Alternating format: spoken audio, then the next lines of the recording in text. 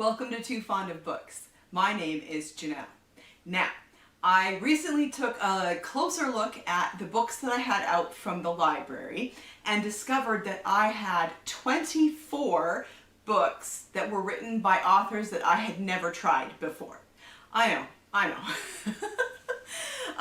But we're not going to talk about how many books I have out from the library. Let's just talk instead about these 24 books. So these were all books by authors I'd never tried before, and so then I thought to myself, what if I try a chapter with these books? Because there is every likelihood that there are books there that I am not going to get on with and that I could just take back to the library. So that's what I decided to do. So I am going to do a series of these videos. I'm going to do 6 books in each video so that it's not insanely long. So this is the first 6 books where I tried a chapter to see if it's something I could get on with. Do I like the writing style? Am I engaged with the story? Etc. So let's just dive straight in. The first book that I read a chapter for was Murder by the Book by D.R. Meredith. This is a cozy mystery set in Texas. And this one, I could get on with this one. This one has a lot of buzzwords that I look for in mysteries.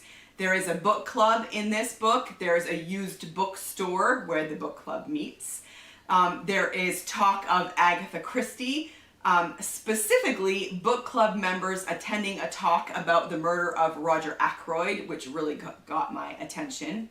And there's also archaeology. The main character, Megan, is an archaeologist and paleopathologist, which fascinates me.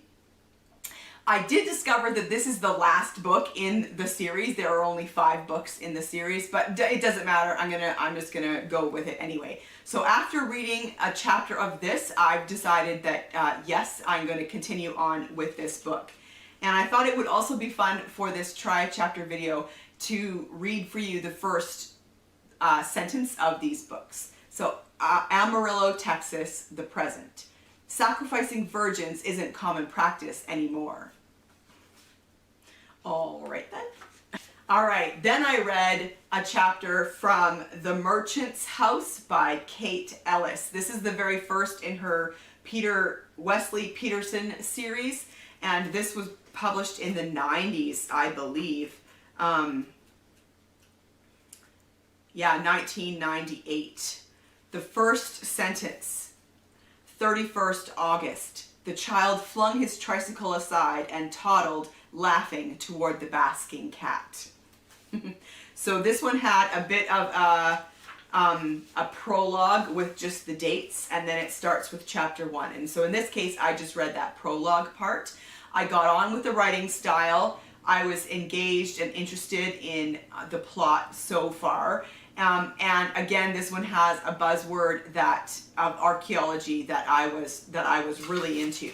So in The Merchant's House, we have the main character is Wesley Peterson. He's a detective sergeant, and he's newly arrived in the West Country, and he has a child go missing and a young woman murdered on a cliff path. And then a friend of his, who is the archaeologist Neil Watson, finds the skeletons of a strangled woman and a newborn baby in the cellar of an ancient merchant's house nearby. So yeah, this one intrigued me. I'm definitely going to continue with this one.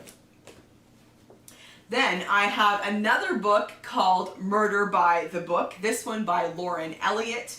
This is a Beyond the Page bookstore mystery. So very similar to the first one that I tried a chapter of, actually. And this one, though this one was the first, I believe the first in the series, although I could be wrong. I could be wrong there, but I think so. This one was published pretty recently, 2018. And the main character is Addie Grayborn, and she worked with rare books at the Boston Public Library, and then she ended up moving to a small New England town after an unexpected inheritance from a great aunt, and she's opening a bookstore. the first line, Addison Grayburn breathed in the intoxicating sense of tangy sea air and New England autumn leaves infused with a comforting aroma of fresh baked bread. That sounds yummy. So I read the first chapter of this, and it was all right, but it just didn't grab me. And yeah, I thought I have a lot of other books, and this one, I think this one can go back. This one isn't a hard, I will never read this book. I think this one is just, I'm not interested enough to read it right now kind of a book. And then I read Mr. Monk Goes to the Firehouse by Lee Goldberg. So I read the first chapter in this. Now, I love this series. Monk is fantastic. It's such a great series. The actors are phenomenal. Tony Shalhoub is a fantastic Monk. And I love this series. So it's a TV series set in San Francisco, and we have Adrian Monk, he used to be a detective on the police force, and then he lost his wife, and he just couldn't cope. And tendencies that he had kind of came to the forefront, and he just couldn't cope with life. And his obsessive compulsive disorder just really flared. But then all he really knows how to do is detect and solve puzzles, and so he kind of becomes a consultant for the police department. So this is the first book in the series, and I wasn't sure if what I would think of that.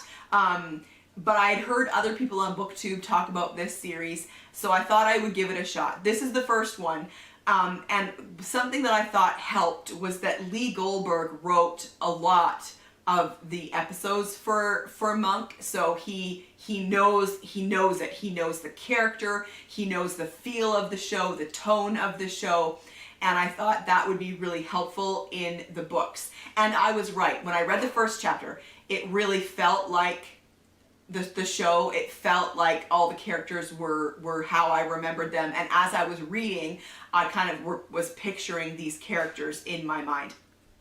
And I liked it. It was the first chapter. It was funny. It was engaging. It was kind of familiar in a way that I enjoyed. The writing style I could get on with. I also liked that it was familiar yet different, because what I didn't want was to just read kind of what felt like a screenplay for the show. I wanted the familiar characters and the familiar setting, but a new story, and that's what it was. And it's also told in first person. The narration is from Natalie Teeger, who is his assistant. And I think that that's brilliant for this type of story. So Monk has to leave his apartment because there are termites and they are fumigating, and he ends up going to stay with Natalie and Natalie's daughter, which is going to be hilarious. And then someone goes missing, I think. Oh no, the death of a dog at the local firehouse on the same night as a fatal house fire. And Monk investigates.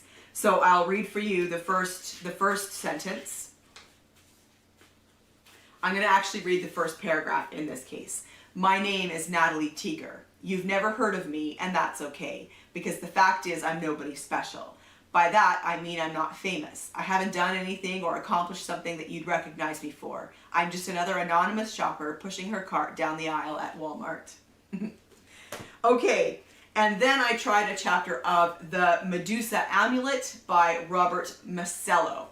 This is the story of David Franco, who is a young scholar at Chicago's world-renowned Newberry Library. And he is investigating, so we have, in the past, we have Benvenuto Cellini, master artisan of Renaissance Italy, who crafted a beautiful amulet prized for his unimaginable power and untold menace. And in the modern day is the quest to recover this legendary artifact. I got on really well with the writing style. I was drawn right into the story. I loved the academic environment. That's another buzzword for me in stories. I read both the prologue and the first chapter because the prologue takes place in Rome, specifically at the Colosseum in 1534, and then chapter 1 we are in Chicago at the present day. So from the prologue.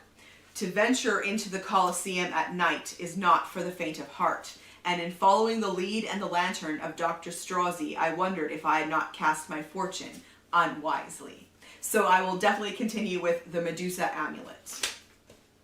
And then the last one that I tried a chapter for was Servant of Death by Sarah Hawkswood. This is the first in a historical mystery series featuring Bradcote and Catchpole.